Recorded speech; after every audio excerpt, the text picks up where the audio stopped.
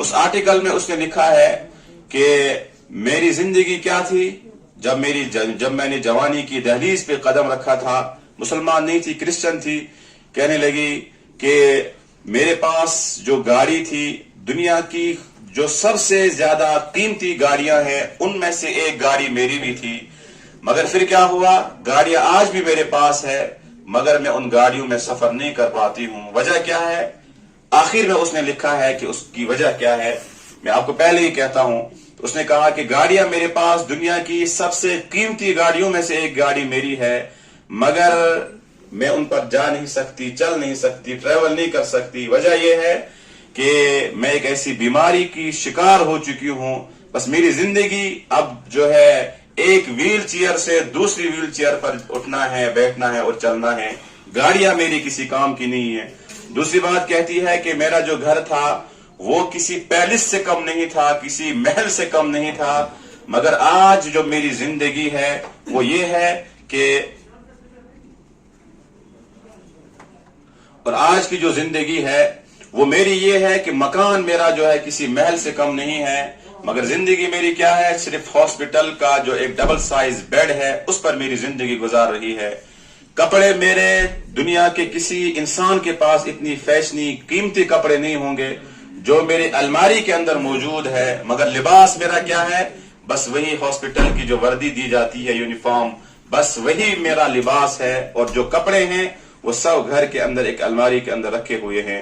آگے کہتی ہے کہ میرے جو فیشن کرنے کا جو طریقہ تھا وہ یہ تھا کہ میں اپنے بالوں میں بھی زیور لگایا کرتی تھی، ڈائمنڈ لگایا کرتی تھی، بال میرے ایسے تھے، فیشن کا انداز یہ تھا، اور آج زندگی نے اسے کتنا مجبور بنا دیا ہے۔ کل تک جو لڑکی، جو عورت بالوں میں ڈائمنڈ لگایا کرتی تھی، زیور لگایا کرتی تھی،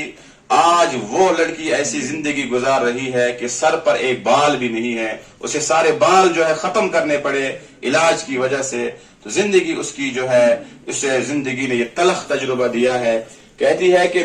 میری زندگی گزارنے کا طریقہ کیا تھا کہ جب مجھے کسی ہوٹل میں کھانا کھانے کے لیے جانا ہوتا تھا تو 5 اسٹار ہوٹل کے اندر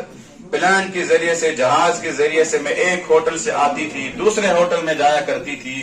اور سب سے قیمتی اور سب سے اچھا کھانا میں کھایا کرتی تھی۔ آج زندگی نے مجھے کس دہلیز پہ کھڑا کر دیا ہے کہ میرے جو غذا ہے، میرا جو کھانا ہے وہ صرف 2 ٹیبلٹ ہے، ایک صبح کھانی پڑتی ہے اور ایک شام کو کھانی پڑتی ہے، بس یہی میری زندگی ہے۔ کل تک جو عورت جو ہے 5 اسٹار ہوٹل کا کھانا کھایا کرتی تھی، آج اس کی غذا، اس کا کھانا صرف 2 ٹیبلٹ ہے۔ اور آخر میں کہتی ہے کہ میں اپنی تمام نوجوانوں سے، خصوصاً لڑکی تھی، لڑکیوں کو اس نے پیغام دیا ہے کہ دنیا کی زندگی کے پیچھے جو ہے اپنی آخرت کا اس نے ذکر کیا ہے، تباہ نہ کرو، یہ جوانی چند دن کی ہے اور پھر یہ انسان محتاج ہونے والا ہے۔ اور دراصل وہ لڑکی جو ہے کینسر کی مریض بن چکی تھی، جس کی وجہ سے اس نے یہ پوری داستان اپنی لکھ دی ہے، اور آخر میں یہ کہہ دیا یہ دنیا صرف دھوکے کا گھر ہے۔ یہاں دنیا کے پیچھے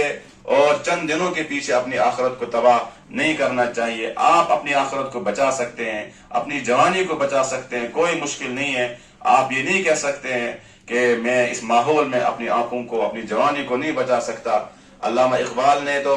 امریکہ میں، یورپ میں جا کر اپنے آپ کو بچایا تھا، اور دنیا کے ہر نوجوان کو کہا تھا کہ میرے ماں باپ نے جب مجھے یورپ پڑھنے کے لیے بھیجا، مجھے ایسا لگا تھا کہ جیسے انہوں نے مجھے کسی آگ میں پھینک دیا ہے، اتنا گرم، یعنی اتنا